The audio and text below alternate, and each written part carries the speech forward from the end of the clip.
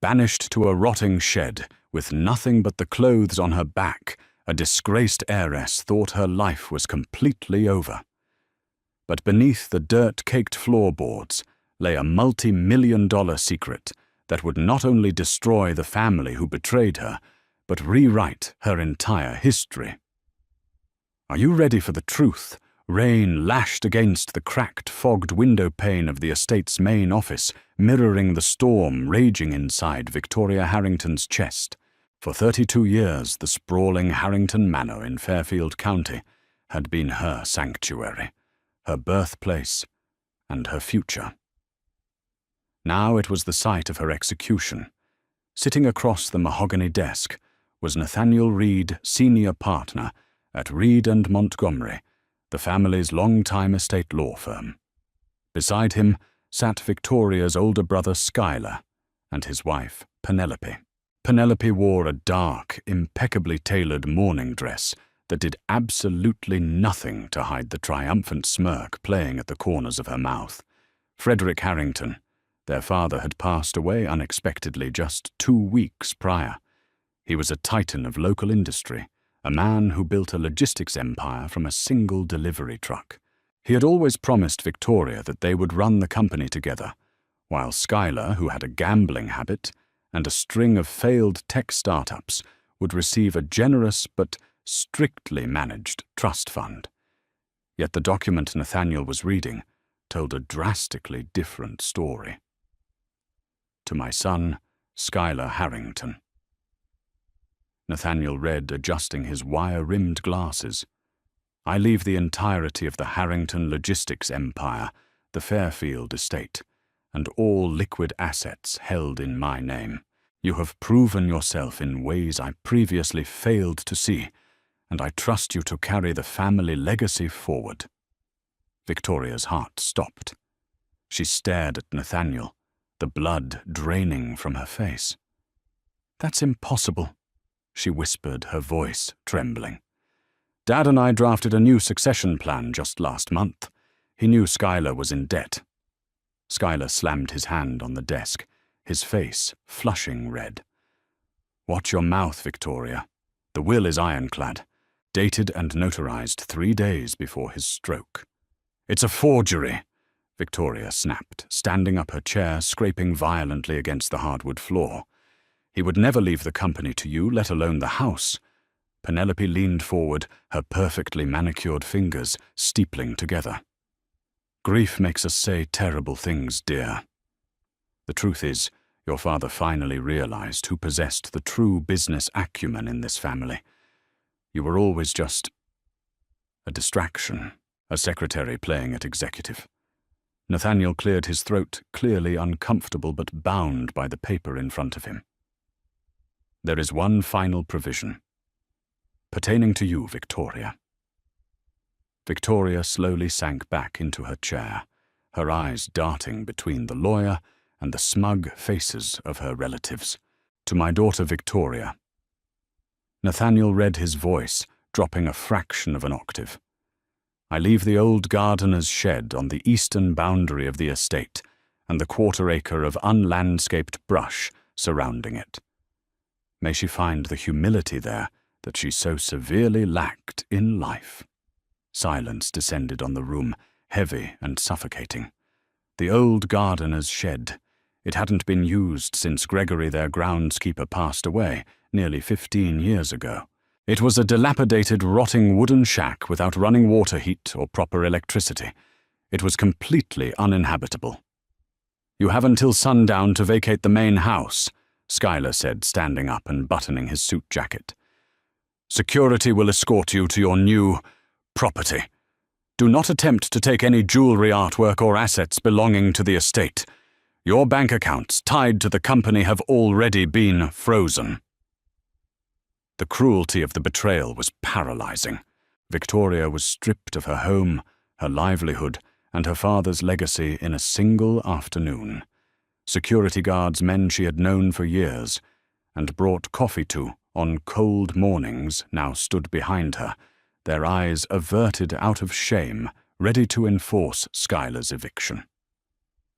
By 6 p.m., The storm outside had intensified into a torrential downpour.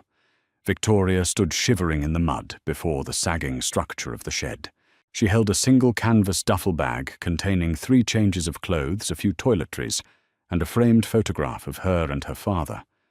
That was all she was allowed to take. Pushing open the heavy, swollen wooden door, she was hit by the overwhelming stench of mildew, old motor oil, and decaying wood. The interior was a nightmare. Cobwebs hung thick from the rafters like torn grey lace. Rusted rakes, a broken lawnmower, and stacks of rotting burlap sacks littered the dirt-caked floorboards. In the corner sat an old, heavy iron workbench, bolted to the floor, covered in dust and dried leaves. There was no bed, no bathroom, just a single flickering bulb dangling from a frayed wire in the center of the room, turning on only when she yanked a rusted pull chain. Victoria dropped her bag onto a relatively dry patch of floor and collapsed against the rough wooden wall. She pulled her knees to her chest, the reality of her situation crushing her lungs. She had no money, no phone service out here on the edge of the woods, and no allies. Skylar had meticulously planned this, likely bribing Nathaniel or manipulating their father during his final, vulnerable days. She cried until her eyes burned and her throat was raw. She mourned her father, and she mourned the life that had been stolen from her. But as the freezing night crept in, the dropping temperature forced her tears to stop. Survival instinct kicked in. She could not freeze to death in her own backyard. She had to fight. She would find a pro bono lawyer. She would investigate the notary who stamped that fraudulent will. She would take Skylar down, even if it took the rest of her life. But first, she had to survive the night in Gregory's abandoned shed. Dawn broke over the Fairfield estate, casting long, pale shadows through the cracked, grime-covered windows of the shed. Victoria awoke, shivering violently, her teeth chattering. She had spent the night wrapped in her few spare sweaters, curled on top of empty burlap sacks. Every muscle in her body ached from the hard, damp floor. Sunlight revealed the true extent of the squalor. The shed was even worse than it had appeared in the dim light of the single bulb. Animal droppings dotted the corners, and black mold crawled up the baseboards.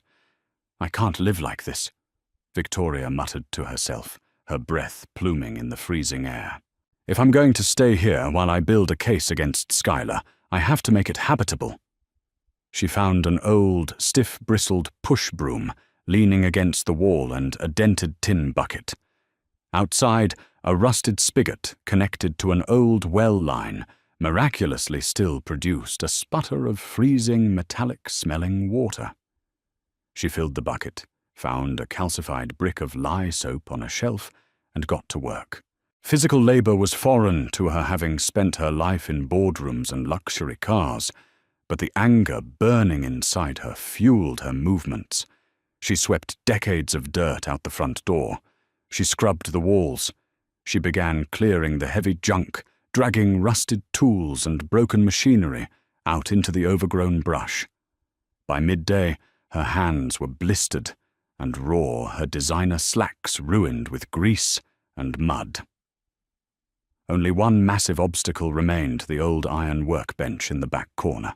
It was a monstrous thing built of heavy steel pipes and thick oak planks, positioned awkwardly over a raised section of the wooden floorboards. Victoria leaned her weight against it, groaning with effort. It didn't budge. She wiped sweat from her forehead, leaving a streak of dirt across her pale skin. "Come on," she grunted, planting her boots firmly against the floorboards and shoving with all her might. With a horrible metallic screech, the workbench slid a few inches to the left. But it wasn't the sound of the scraping metal that caught Victoria's attention. It was the sound the heavy steel leg made when it dropped heavily onto a different section of the floor. Thud. It wasn't the solid, dull thud of thick wood resting on dirt or a concrete foundation. It was a resonant, echoing sound, a hollow sound. Victoria froze, her breathing ragged. She knelt beside the bench, her blistered hands running over the filthy floorboards. The wood here was different. While the rest of the shed's floor was made of long, continuous pine planks, this corner, previously hidden completely by the massive workbench, was constructed of shorter, neatly fitted oak boards. She grabbed the stiff broom and vigorously scrubbed the grime away from the area. As the decades of packed dirt and oil lifted, a distinct outline began to appear. It was a perfect square about 3 feet by 3 feet. Her heart began to hammer against her ribs. She scrambled to a pile of discarded tools she had thrown outside and retrieved a rusted flathead screwdriver. Kneeling back down, she wedged the metal tip into the hairline crack of the square outline. She pushed down, using the screwdriver as a lever. The wood groaned in protest, resisting. She adjusted her grip, gritting her teeth, and threw her entire body weight onto the handle. With a sharp crack, the seal of dirt and time broke. A cloud of ancient dust puffed into the air as the edge of the square lifted upward. Victoria jammed her fingers under the heavy wood and heaved. It was a trap door. As she flipped the heavy hatch backward, a rush of stale, cold air wafted up from the darkness below. It didn't smell like the damp rot of the shed. It smelled like old paper-dried leather and enclosed stone. Victoria leaned over the edge, squinting into the pitch black. A narrow, steep set of concrete stairs descended into the earth, disappearing into the shadows. This wasn't a root cellar or a mechanic's pit. The concrete was smooth, professionally poured and reinforced with steel framing.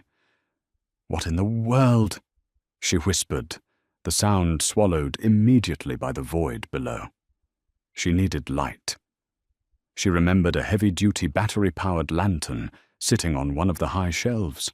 Praying the ancient batteries hadn't entirely corroded, she grabbed it and clicked the heavy black switch. Miraculously, a strong white LED beam pierced the gloom. With the lantern gripped tightly in her trembling hand, Victoria placed one foot onto the first concrete step. It was solid. She took another step down, then another, the trap door framing a square of grey daylight above her.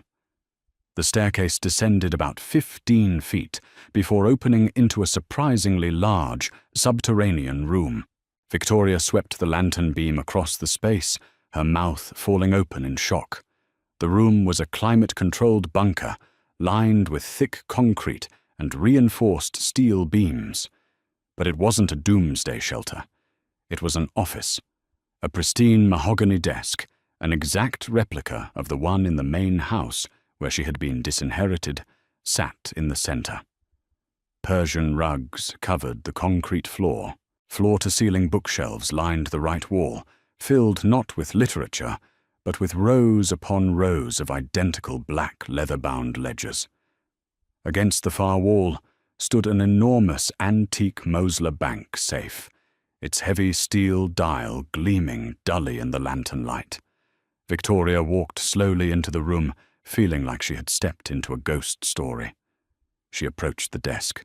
It was completely clear, save for a single modern manila envelope sitting perfectly in the center of the leather blotter. She reached out her fingers, brushing the thick paper.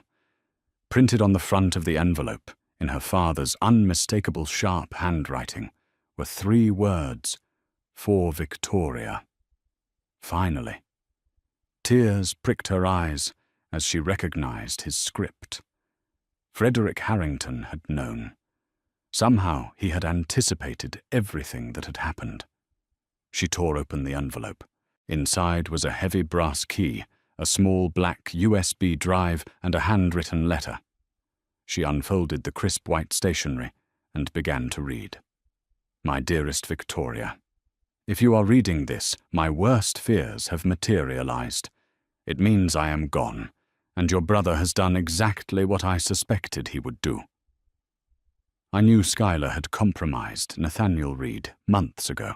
I discovered their meetings in the city, their whispers of forged signatures and offshore accounts to hide Schuyler's massive gambling debts from the company auditors. You must understand, my girl, I had to let them think they won. If I had confronted Schuyler, or simply cut him out of the will, he would have dragged the estate into probate court for a decade, bleeding the logistics company dry with legal fees and destroying thousands of our employees' livelihoods. So I played a dangerous game. I let them register the fraudulent will. But what Schuyler does not know, what no one but you and I now know, is that the Harrington logistics empire he thinks he inherited is a hollow shell. Victoria gasped, her hand flying to her mouth. She read on the lantern, shaking in her grip. 3 years ago, I began quietly transferring the true wealth of this family. The land deeds to our most lucrative ports, the patents for our proprietary tracking software, and over $400 million in liquid assets are no longer held by Harrington Logistics. They are held by a private holding corporation, a corporation that I transferred entirely into your name the day before my stroke. The documents in this room, the ledgers on these shelves, are the proof of Schuyler's embezzlement from the company funds over the last 5 years, and the absolute proof of Penelope's role in laundering that money through her fake charity foundations. The key in this envelope opens the safe. Inside, you will find the bearer bonds, the real legally binding will, and the access codes to the holding corporation. I left you the shed, Victoria, because I knew it was the only piece of the estate Schuyler would never care to look at, and the only place he would force you to go out of spite. He banished you to your own fortress. Take them down, my brilliant girl. Take back what is yours. With all my love, Dad. Victoria stood paralyzed in the silent, hidden room, the letter trembling in her hands. The tears of despair she had cried the night before evaporated, replaced by a searing, blinding surge of adrenaline. Schuyler and Penelope hadn't banished her to a life of poverty. In their arrogance and cruelty, they had quite literally handed her the keys to the kingdom and the weapons to destroy them. She looked up from the letter, her eyes locking on to the heavy steel safe in the corner. She gripped the brass key tightly in her fist. The mourning period was officially over. It was time to go to war. Victoria slid the heavy brass key into the lock of the antique Mosler safe. The intricate internal tumblers clicked with a satisfying heavy resonance. Grasping the cool metal handle, she pulled. The massive door swung open smoothly, revealing the true gravity of her father's secret. Neatly stacked on the top shelf were bundles of high-yield bearer bonds, representing millions in untraceable liquid capital. Below them sat thick, ivory-papered dossiers containing the official legally binding transfer deeds for every lucrative asset Harrington Logistics had ever possessed. The deep-water ports in Seattle and Newark, the automated warehousing patents, the global shipping contracts, they all belonged to Vanguard Holdings, LLC.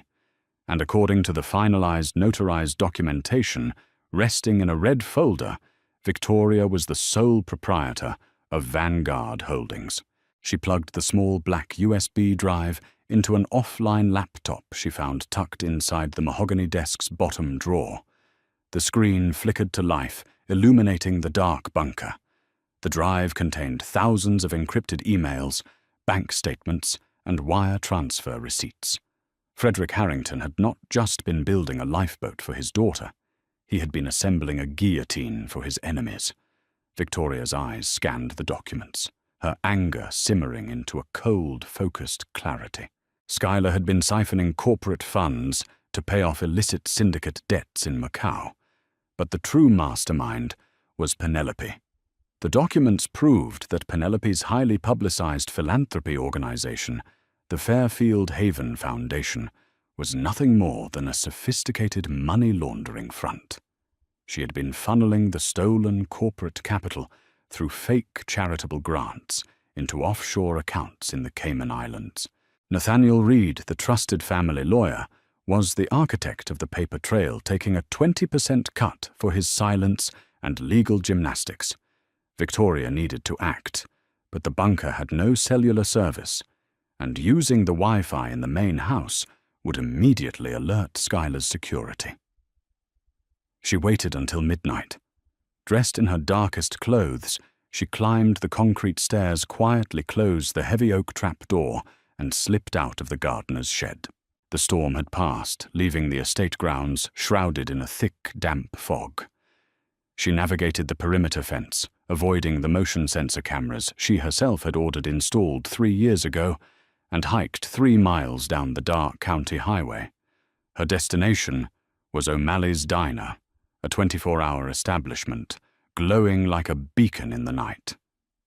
The waitress, an older woman pouring coffee for exhausted truck drivers, barely gave the muddy, disheveled heiress a second glance. Victoria ordered a black coffee, connected to the public Wi-Fi on her phone, and made one phone call. Harrison Cole answered on the 3rd ring. He was a former federal prosecutor who had left the government to open an elite private investigation and litigation firm. Frederick Harrington had funded his law school tuition decades ago, and Harrison had sworn a lifelong debt to the family. Victoria.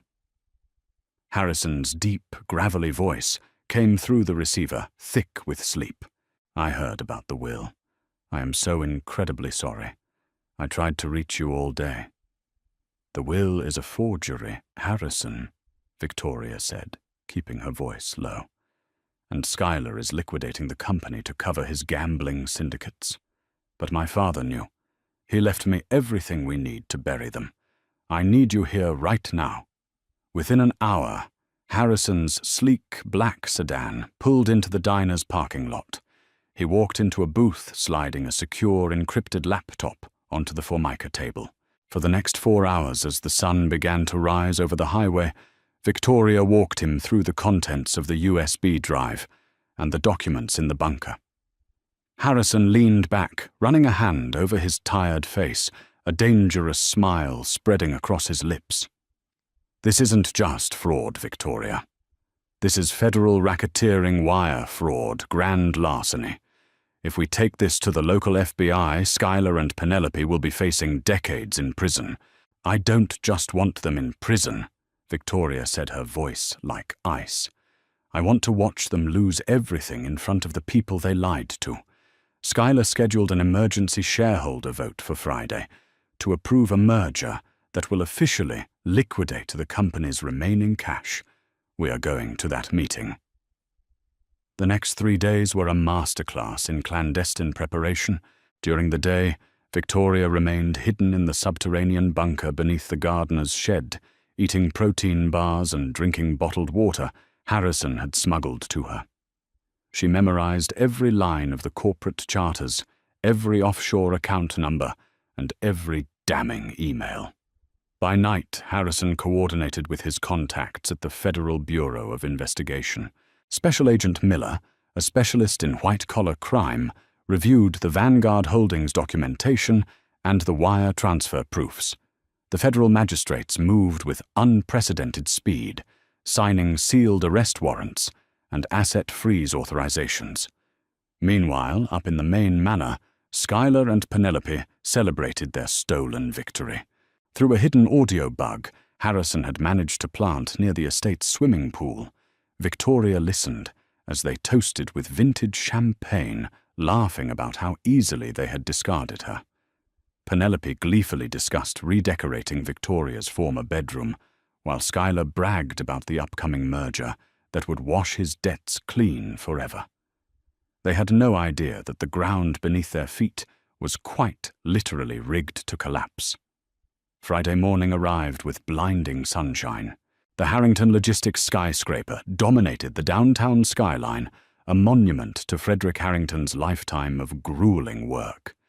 Inside the penthouse boardroom, the atmosphere was tense but electric.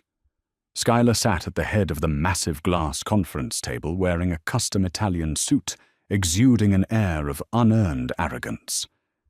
Penelope sat elegantly to his right, while Nathaniel Reed hovered nervously near the projector screen. The room was packed with the company's executive board and major shareholders. "Ladies and gentlemen," Skylar announced, standing and buttoning his jacket, We are here to finalize the merger with Apex Global. This acquisition will streamline our operations and provide a massive payout for everyone in this room. My father's vision was grand, but it was outdated. Today, we step into the future. He gestured to Nathaniel, who stepped forward with a thick stack of contracts. If the board will just sign. The heavy frosted glass doors of the boardroom violently swung open, slamming against the walls with a sound like a gunshot. The entire room turned in shock. Victoria stood in the doorway. She was no longer the muddy, broken woman from the gardener's shed. She wore a razor-sharp, midnight blue power suit, her hair pulled back into a severe, commanding style. Her posture radiated absolute authority. Flanking her were Harrison Cole and 4 stern-faced men wearing dark windbreakers with the letters FBI printed in bright yellow on the back. "The board will not be signing anything," Skylar Victoria said, her voice slicing through the stunned silence. She walked slowly into the room, her heels clicking methodically on the marble floor. Skylar's face drained of color, his jaw dropping. "Victoria, what is the meaning of this security? How did she get in here?" "Security works for the building owner, Skylar," Victoria replied smoothly. She stopped at the opposite end of the glass table, resting her hands on the surface.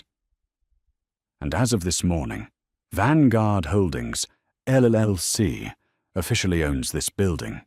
In fact, Vanguard Holdings owns the trucks, the patents, the shipping routes, and the contracts you are attempting to sell." Penelope stood up, her polite facade cracking. "That's ridiculous. You have nothing. You were disinherited." Harrison Cole stepped forward, dropping a massive stack of ivory-papered dossiers onto the center of the table. "Frederick Harrington legally transferred all high-value assets to Vanguard Holdings 3 years ago. Victoria is the sole beneficiary. The company Skylar inherited is completely empty. He owns the name on the door and the office furniture. Nothing else." Murmurs of shock and outrage erupted from the shareholders. Skylar looked like he was going to be sick. He turned to Nathaniel Reed. "Nathaniel, do something. This is a bluff." The lawyer was trembling, backing away from the table. I didn't know about Vanguard. He must have used an outside firm." "He did," Special Agent Miller said, stepping into the light. "But we are much more interested in the firms you used, Mr. Reed, specifically the shell corporations in the Caymans." Penelope gasped, taking a step backward toward the floor-to-ceiling window. Victoria pressed a button on a remote in her hand. The projector screen behind Skylar flickered, displaying a massive high-definition image of an email. It was from Penelope to an offshore banker, explicitly authorizing the transfer of $3 million from the Fairfield Haven Foundation to cover Skylar's syndicate debt in Macau. "You thought you were so clever, Penelope," Victoria said, her eyes locked onto her sister-in-law. "Using charity money for gambling debts. Dad found every single receipt. He left them in a safe in the old gardener's shed, the very place you banished me to." Skylar turned on Penelope, panic overriding his loyalty.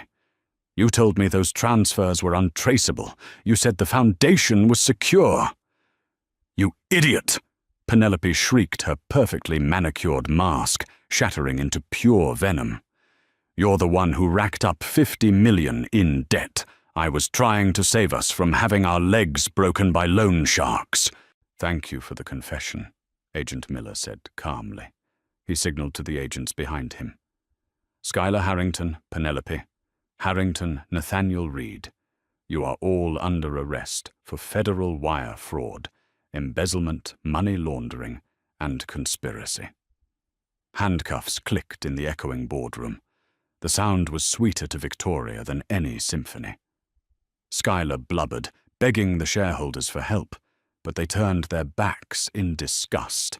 Penelope screamed obscenities as agents read her rights, dragging her toward the elevators. Nathaniel simply wept into his hands. As the authorities cleared the room, the remaining executives stared at Victoria in awed silence. The false king was gone. The true heir remained. Victoria walked slowly to the very head of the massive glass table. She straightened the leather chair turned to face the remaining executives and offered them a sharp, uncompromising smile. "Now," Victoria said, her powerful voice ringing with the immense legacy of her beloved father. "Let us finally get back to the real work. If you loved this dramatic story of brutal betrayal, hidden family wealth, and ultimate revenge, hit that like button and share it with all your friends. Do not forget to subscribe to the channel and ring the notification bell so you never miss another unbelievable real-life drama. Tell us your thoughts about finding a secret bunker under the floorboards by dropping a comment below. We bring you the most thrilling stories every single week, so please stay tuned for more.